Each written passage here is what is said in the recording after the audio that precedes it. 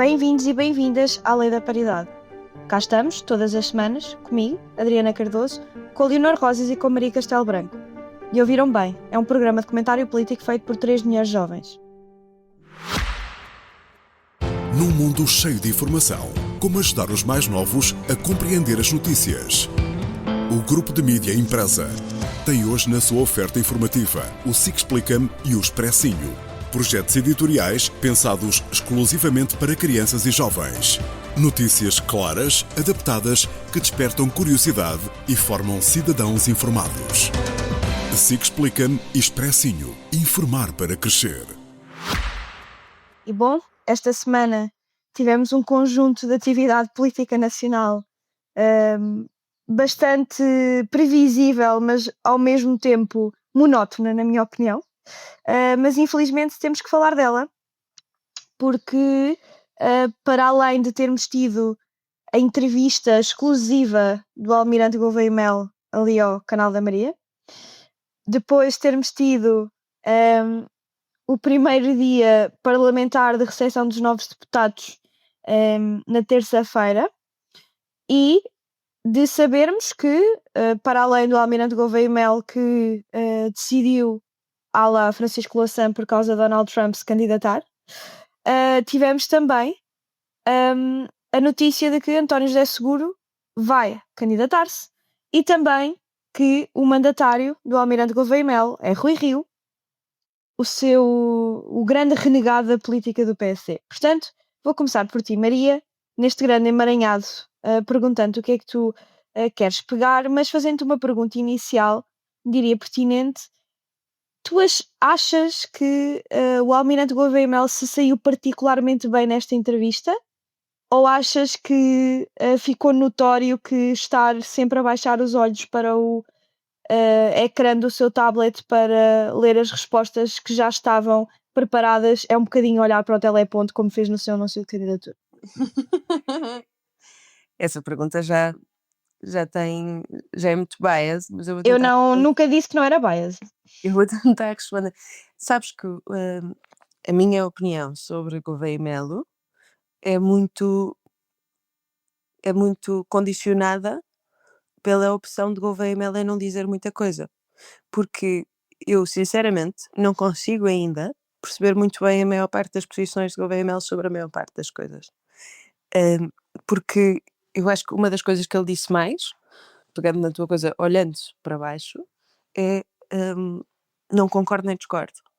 E isso é uma tática muito inteligente, efetivamente, mas muito nociva para a democracia. Não no sentido de ser não estou de todo a dizer, para não cortarem isto, não estou de todo a dizer que ele é um problema para a democracia, não é isso. É só, eu não conheço as posições políticas de Gouveia Melo, porque Gouveia Melo nunca esteve na política, assumidamente.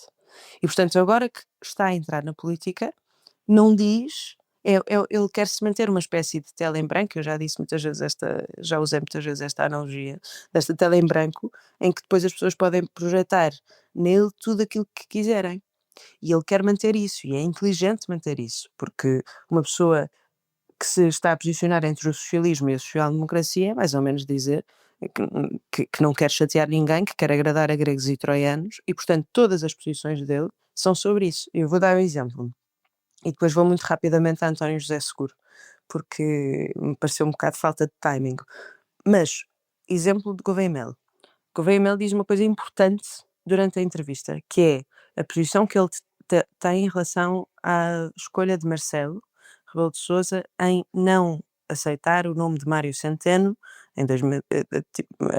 o ano passado, há um ano e meio, quando sai o parágrafo, o terceiro parágrafo da PGR. António Costa põe o seu cargo à disposição e dá o nome de Mário Centeno para o substituir a Marcelo Rebelo de Sousa. E Marcelo Rebelo de Sousa pessoaliza o mandato, a maioria absoluta é António Costa. E diz a António Costa que, apesar do Partido Socialista ter maioria absoluta, o mandato é dele. O Gouveia Melo discorda disto e diz: a Constituição não diz nada sobre isto. E, portanto, eu não faria o que Marcelo Rebelo de Sousa fez. Ótimo, maravilhoso. O que eu tiro daqui está a basear-se na Constituição na letra da Constituição para tomar as suas decisões mesmo, e não se está a basear em interpretações, como Marcelo Rebelo de Sousa baseou. É legítimo, mas ele discorda. E depois, Sandra Felgueiras pressiona e diz então qual é que é a condição sine qua non para o governo. E ele diz, bom, para mim é que o governo desvirtue a promessa que fez à população. Onde é que está o artigo da Constituição sobre isto? Ele desdiz-se completamente. Isto é ainda mais arbitrário do que a decisão de Marcelo Rebelo de Sousa de pessoalizar o mandato. E isto, para mim, é perigoso só neste sentido, que é, quem é que vai decidir que se desvirtua as promessas? É o povo? Como é que ele vai ouvir o povo? É a sondagem de domingo? São os comentadores? É ele próprio? É a Assembleia da República?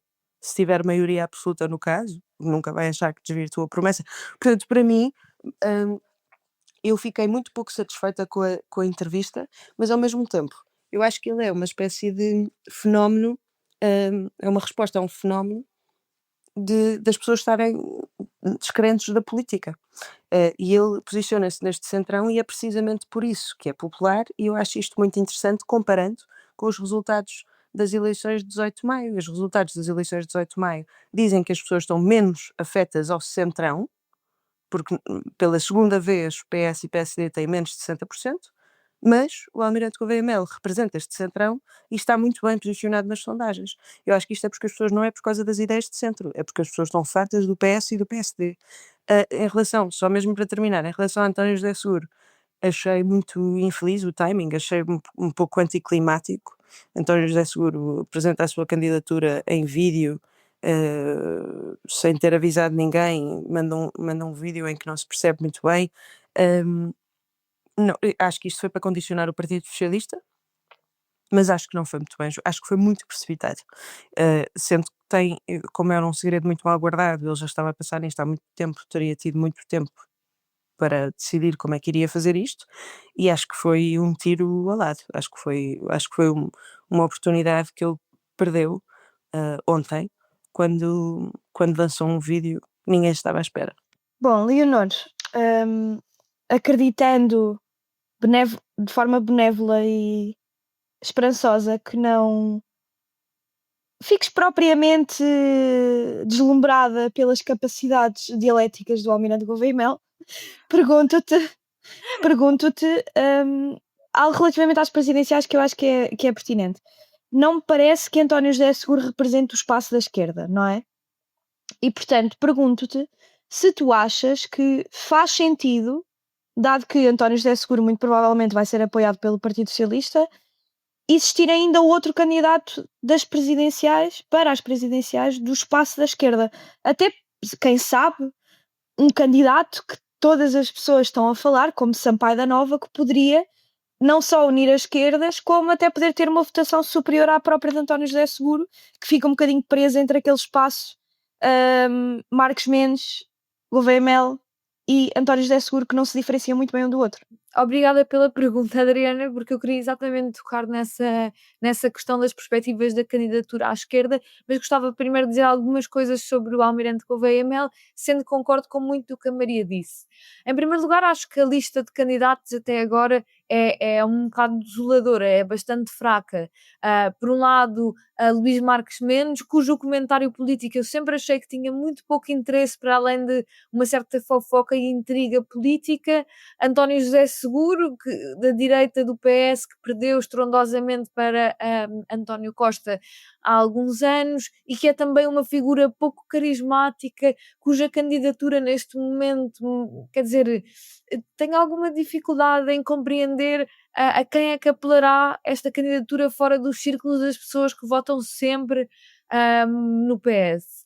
E mesmo assim, mas sobre o Almirante, sendo que eu não vou bater mais na tecla que vocês já falaram, e temos falado sobre algumas dificuldades comunicativas que ele tem, fraco conhecimento sobre alguns assuntos, algumas coisas que eu acho que seriam de destacar sobre o Almirante.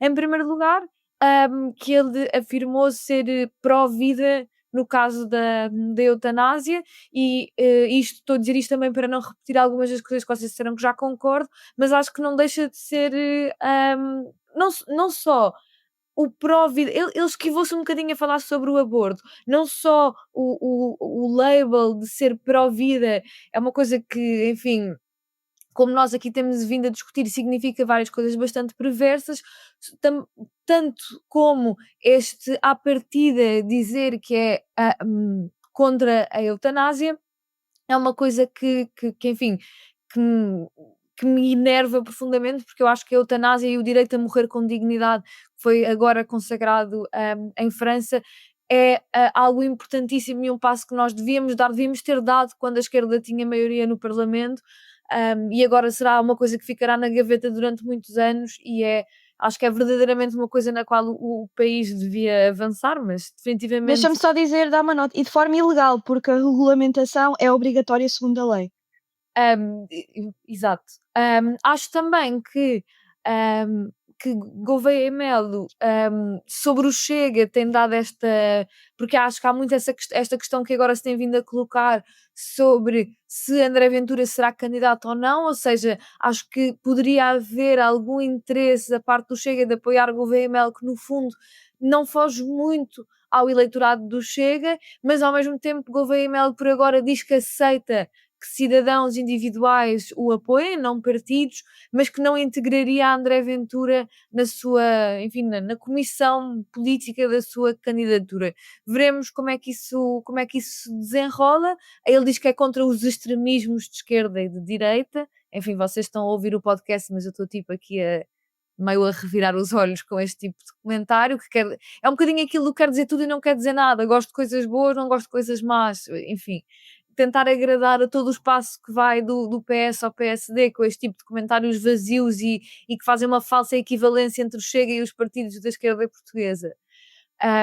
Enfim, e acho que esta figura tem vindo a ganhar muita atração, continua a ser o favorito nas sondagens e acho que enquanto ele disser cada vez menos continuar a dizer poucas coisas e o que diz serem completas banalidades e coisas gerais sobre política, assim continuará, porque acho que quanto mais sabemos sobre ele, quanto menos sabemos sobre ele, mais ele continua a ter aquela figura de homem que faz coisas, que resolve, que não entra em politiquices, enfim. Acho que, no entanto, a candidatura de António José Seguro pode ser uma porta aberta para a existência de uma candidatura à esquerda do PS, especialmente porque António José Seguro é um candidato de direita do PS. Isto significa que eu não acho que seja o momento para os três partidos à esquerda do PS terem cada um o seu candidato que vale 1 ou 2% de cada um. Acho que seria um momento para encontrar um candidato que pudesse unir esta votação da esquerda à esquerda do PS, que está muito diminuída, um espaço que está muito diminuído e que seria relevante tentar encontrar essa figura, sendo que o PCP previsivelmente apresentará o seu próprio candidato, a menos que alguma coisa assim apocalíptica aconteça, mas não estou a ver, mas um candidato que conseguisse juntar votos do Bloco de Esquerda, do Livre, da esquerda do PS, acho que seria bastante importante não deixar que esse espaço fique órfão ou completamente dividido. Faço-te então uma provocação. Seria Sampaio da Nova essa pessoa? Eu não respondo a provocação. Olha, por acaso eu acho que Sampaio da Nova seria um nome forte até para o Partido Socialista, mas isso sou eu. E tu, Adriana, também achas isso? Fazendo provocação aqui à moderadora.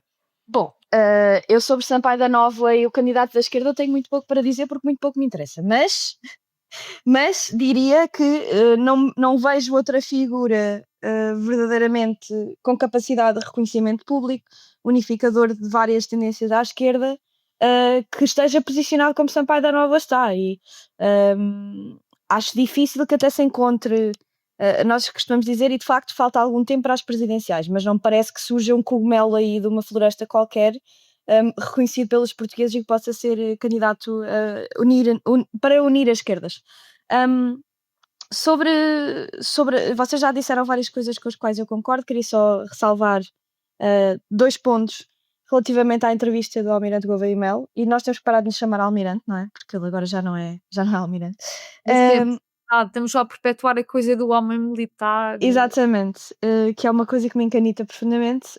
Acho que as pessoas que se sentem muito seguras com o estado do país estar nas mãos de um homem de farda precisavam de fazer terapia, mas isso, enfim. e diria que, relativamente à entrevista, ele teve contradições evidentes que eu acho que vale a pena ressalvar. Uma delas é dizer que, no caso que aconteceu da demissão de António Costa, de forma consequente relativamente ao parágrafo que foi exposto pela Procuradora-Geral da República, à data, que teria feito algo diferente que Marcelo Rebelo de Sousa fez, tendo, na opinião dele, devia ter sido Mário Centeno a ser indigitado, primeiro-ministro.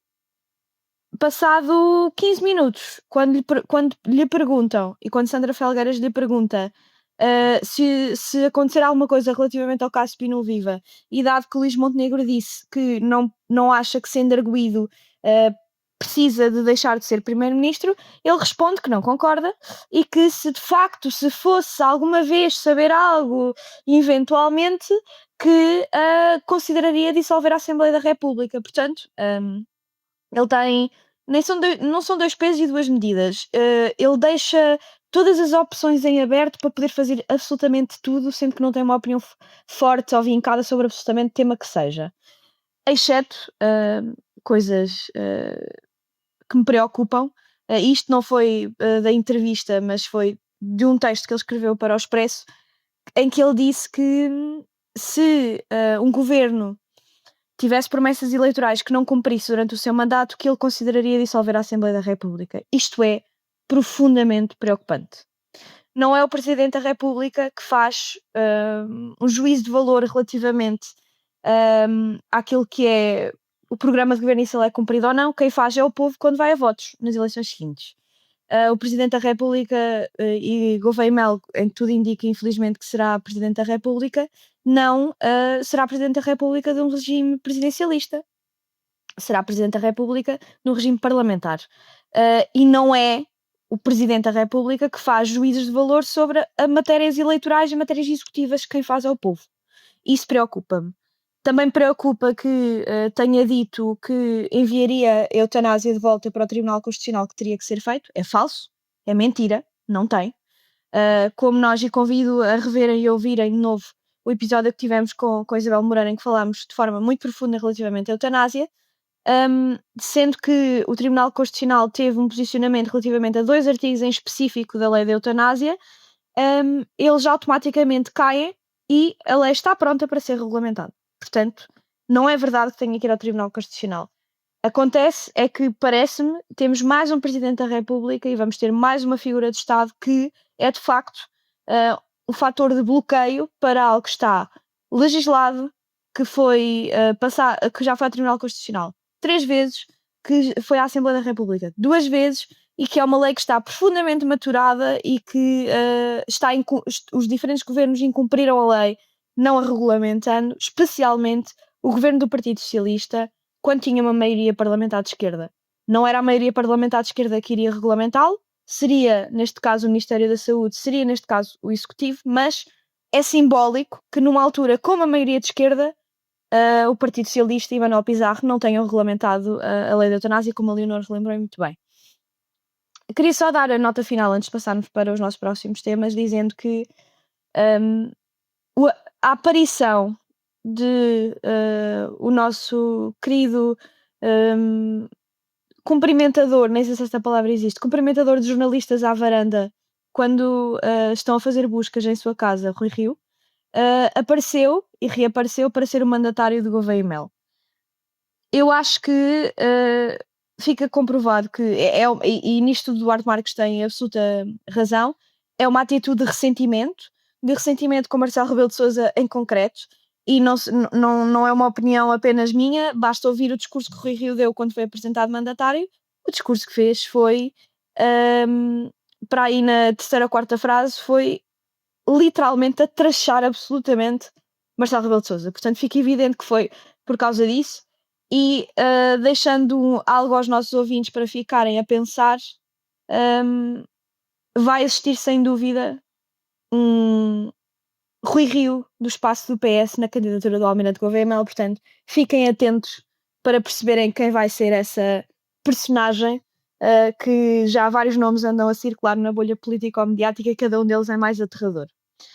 Mas não querendo demorar mais tempo em temas que claramente vamos continuar a falar durante as próximas semanas, passaria para ti, Leonor, sendo que nesta segunda ronda nós decidimos ter vários temas que achamos que são pertinentes e para sair um bocadinho deste lodo da política nacional. E tu queres nos falar sobre o genocídio em Gaza. Sim, exatamente.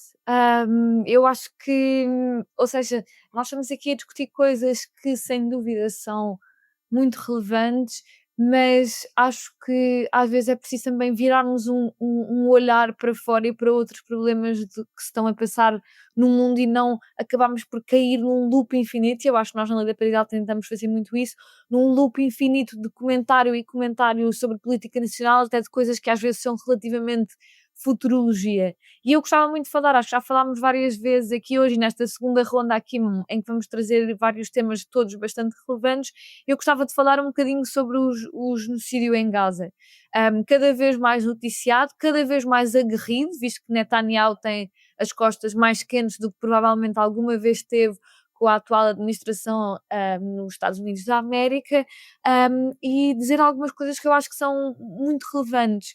Entre 1 e 3 de junho, agora mesmo nestes últimos dias, a violência em Gaza continua a escalar, sendo que várias organizações das Nações Unidas têm chamado a atenção, por exemplo, para pessoas que são assassinadas exatamente nos sítios onde está a ser atribuída comida, para as dezenas de milhares de pessoas que estão em risco de morrer à fome. Aliás, dezenas de milhares de crianças morreram à fome nas últimas semanas por causa do impedimento do Estado de Israel de deixar entrar comida e água na faixa de Gaza. Por exemplo, uma coisa que me chocou muito foi no dia 25 de maio, um ataque aéreo israelita atingiu propositadamente uma escola em Gaza, matando 36 pessoas, 18 crianças. Disseram que a escola estava a ser usada por militantes do Hamas. Obviamente que, mais uma vez, essa informação não está provada. E quer dizer, e quem viu os vídeos, e se forem mais sensíveis, aconselho-vos a, pronto, enfim, fazerem um skip de alguns segundos.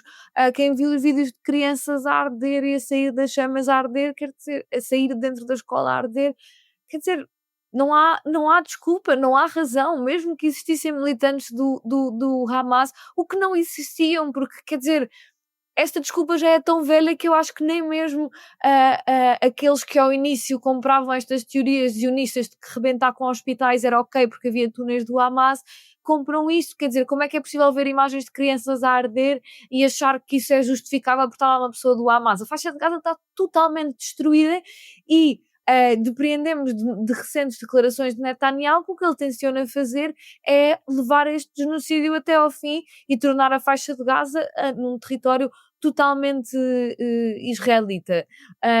Já morreram 54 mil pessoas, provavelmente bem mais, ou seja, estes números devido à falta de informação, à forma como jornalistas são constantemente assassinados na faixa de Gaza, à dificuldade crescente de transmitir imagens para fora, é possível que este número seja maior e que existam atrocidades que nós ainda não conhecemos. E acho que também será relevante duas coisas para terminar sobre este assunto.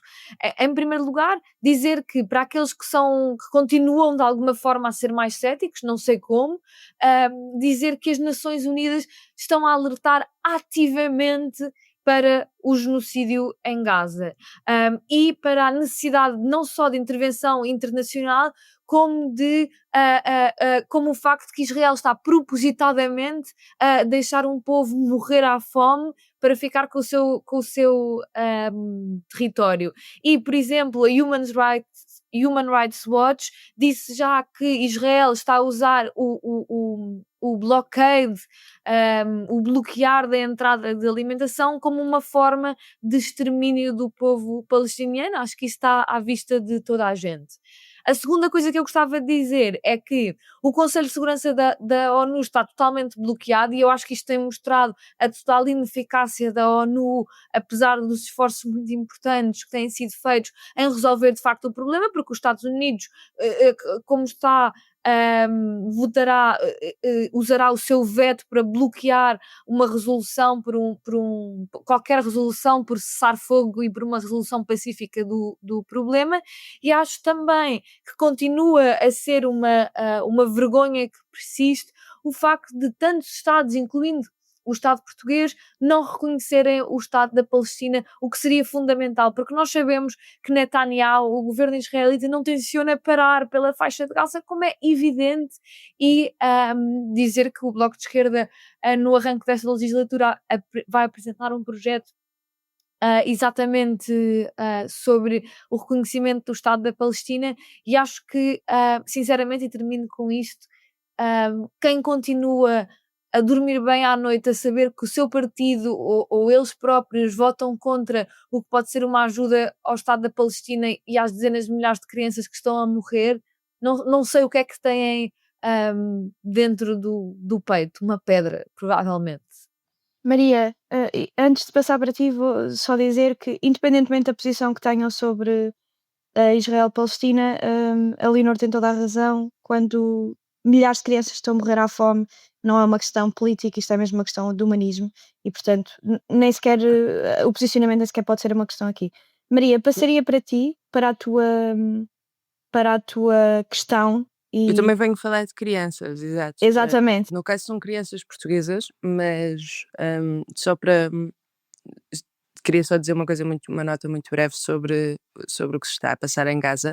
Neste momento, foi hoje, sendo que nós estamos a gravar quarta-feira de manhã, portanto, quando nos ouvirem também quarta-feira, hoje foi outra vez suspensa a ajuda humanitária, a distribuição da ajuda humanitária em Gaza, porque morreram 27 pessoas. Supostamente podem ter morrido mais, isto são os números que nós temos neste momento, porque a Fundação Humanitária de Gaza, que é uma organização privada americana, que é quem está a entregar a ajuda humanitária depois de um bloqueio surreal em que tínhamos crianças a morrer à fome, voltou a suspender porque houve desacatos com os soldados da IDF que mataram pessoas que estavam nas filas para a distribuição de comida. Eu acho isto inacreditável. As Nações Unidas já criticaram a escolha de Israel de ter a GHF, que é esta organização privada, para liderar a entrega de alimentos que são necessários e de bens de primeira necessidade para pessoas que estão a ver os seus direitos humanos violados consecutivamente pelo Estado de Israel. Nomeadamente crianças, eu acho isto. Quem não pensa, quem pensa, bom, crianças estão a morrer, sim, mas também há terroristas do Hamas, e claro que há terroristas do Hamas, mas quem acha que é aceitável, eu concordo com o Leonor, eu não consigo mesmo entender, é uma coisa que me parte do coração. Em relação ao que eu trouxe hoje, são os números que acho que passaram despercebidos no radar mediático, que é normal, mas a Unicef fez um estudo em que colaborou com o INE, com o Instituto Nacional de Estatística, sobre as crianças em Portugal, em vários países do mundo, mas em Portugal também, a propósito do dia 1 de junho, Dia Internacional da Criança, e descobriram e anunciaram que desde 2020 já houve uma subida de 60% de casos de negligência a crianças em Portugal. Estamos a falar de cerca de 12 mil casos reportados para cerca de 19 mil em 5 anos. 60% é muito. E todos os dias 3 crianças são vítimas de abuso sexual e outras 3 são vítimas de violência doméstica, no contexto de violência doméstica. E isto está a subir cada vez mais. Um dos crimes que mais aumenta, se as pessoas estão preocupadas com o crime a aumentar, um dos crimes que mais tem aumentado é o crime de violência doméstica em Portugal e os crimes de abuso sexual.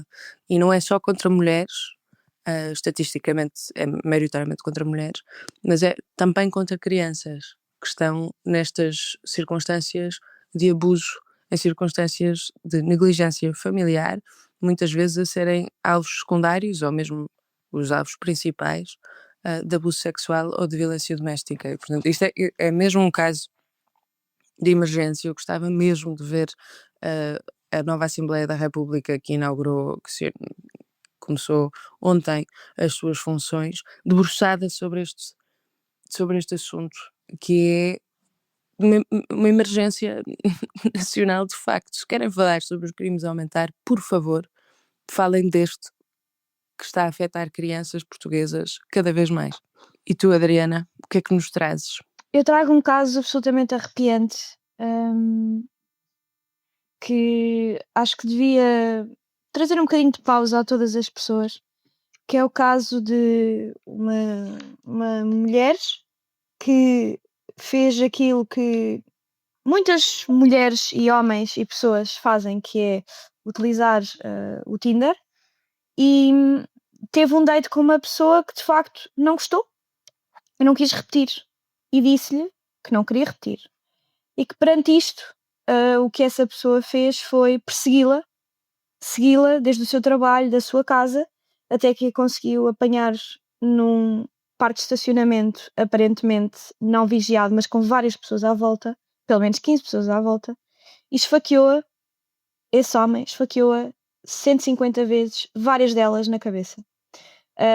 Finalmente um homem, decidiu interromper e tentar que parasse, e ele próprio também foi esfaqueado, mas mesmo depois de estar a ser agarrado, continua a esfaqueá-la na cabeça. Primeiro queria dizer o seguinte: a comunicação social que está a passar o vídeo continuamente na televisão, por favor parem. Estão a revitimizar uma pessoa de novo. E não é necessário, acho que a descrição do caso é macabra o suficiente para não ser necessário que isso seja feito.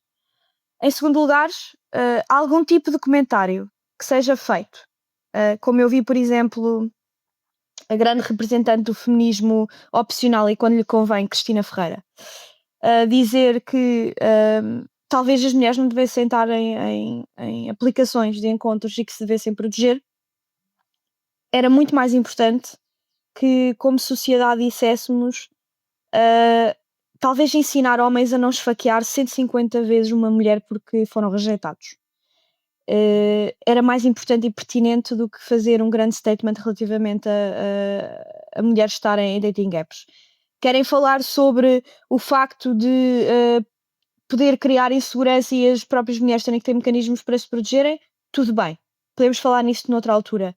Quando existe um esfaqueamento de 150 vezes a uma mulher que não fez nada, que não fosse dizer que não queria estar com alguém, e a primeira coisa que se lembram de dizer é que talvez não devia ter estado em dating apps, por favor, revejam o seu pensamento. E tenho muito receio destas pessoas serem mães de jovens rapazes, porque imagino o que é que lhes passam, o que é que lhes ensinam.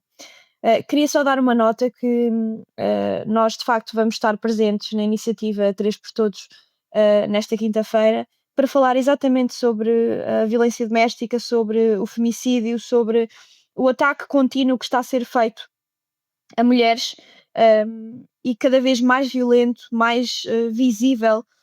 Um caso que também aconteceu no interior do país, de uma mulher que também tinha tido um relacionamento curto com alguém que depois, tendo voltado para o seu ex-marido, esse homem matou a ela e ao ex-marido. Portanto, estamos num ponto em que, francamente, vale muito a pena falar sobre o facto de sim, se existe insegurança neste país, são para mulheres, e especialmente mulheres que rejeitam homens. E eu repito a frase que não me canso de dizer: não são todos os homens, mas é sempre um homem. E assim sendo, tentando terminar numa nota positiva, pergunto a vós, e começo por ti, Leonor, qual é que é a sugestão que tens para os nossos ouvintes? Eu venho recomendar o livro mais recente que eu estou agora, aliás, até a ler, o livro mais recente, que é mesmo deste ano, da Chimamanda Ngozi Adichie, chamado Inventário de Sonhos. Eu já tinha falado dela por causa do livro do Americana, que também li este ano e fiquei muito fã dela. e é um livro que segue a história de 3 mulheres nigerianas que algumas vivem nos Estados Unidos, outras na Nigéria, e é um livro muito bom sobretudo, eu gosto muito do início do livro, especialmente, em que ela diz que sempre ansiei por ser conhecida, realmente conhecida por outro ser humano. Às vezes vivemos anos com anseios a que não conseguimos dar nome, e eu gosto muito desta procura que ela vai fazendo ao longo do livro por um amor que seja a compreensão total do outro. E eu acho que ela é uma escritora maravilhosa, portanto fica a recomendação para estes tempos difíceis, de um livro maravilhoso. Maria, qual é que é a tua sugestão para os nossos ouvintes? Eu venho recomendar um álbum que já foi lançado em fevereiro, que é o novo álbum de um artista palestiniano, que é o Sam Levan, que se chama Love Letters, Cartas de Amor, e a maior parte das músicas são em árabe, que é uma língua linda, by the way. É no dialeto do Levante, mas é uma língua maravilhosa. Eu faço um apelo para que toda a gente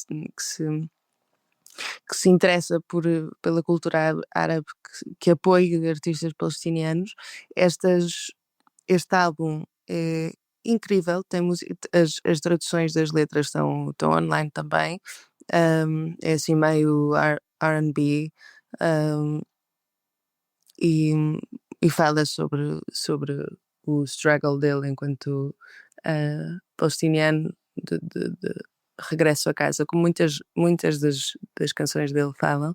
Este álbum está incrível e nós pomos sempre, já agora, porque há pessoas que me mandam mensagens a perguntar exatamente qual é que foi o livro ou qual é a coisa que recomendámos, e nós na descrição do episódio pomos sempre as recomendações, portanto, para quem queira perceber exatamente se não percebeu ou o que a Leonor disse, ou o que eu disse, ou o que a Adriana vai dizer, conseguem ver lá na descrição. Adriana, o que é que nos trazes? Eu vou repetir uma sugestão que vocês, acho que até as duas já deram, mas acho que é um livro bastante importante para alguém que esteja recém-solteiro, que é o All About Love, da Bell Hooks, e tem-me acompanhado nestes dias, e acho que, estando ou não estando, acho que dá uma perspectiva importante para todas as pessoas. Nós estamos num panorama em que cada vez mais a nossa geração fala sobre terapia, sobre não desenvolvimento pessoal, mas sermos capazes de identificar aquilo que nós merecemos e de facto termos acompanhamento psicológico, etc. E eu acho que este livro é muito pertinente para falar sobre aquilo que o amor devia ser e não aquilo que não devia ser, e especialmente que de facto começa sempre por amor próprio. Acho que é a Leonor e a Maria já tinham recomendado, e eu acho que é um livro mesmo muito bonito, e portanto primeiro agradeço-vos a recomendação e agora recomendo também. E assim chegamos ao fim de mais um Lei da Paridade, um programa de comentário político semanal, e como sempre podem ouvir-nos nas habituais plataformas de podcast e no site do Expresso e da SIC Notícias. Até à próxima semana.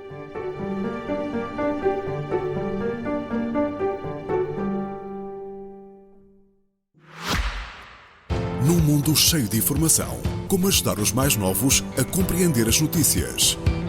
O Grupo de Mídia Impressa tem hoje na sua oferta informativa o SIC Explica-me e o Expressinho. Projetos editoriais pensados exclusivamente para crianças e jovens. Notícias claras, adaptadas, que despertam curiosidade e formam cidadãos informados. SIC Explica-me e Expressinho. Informar para crescer.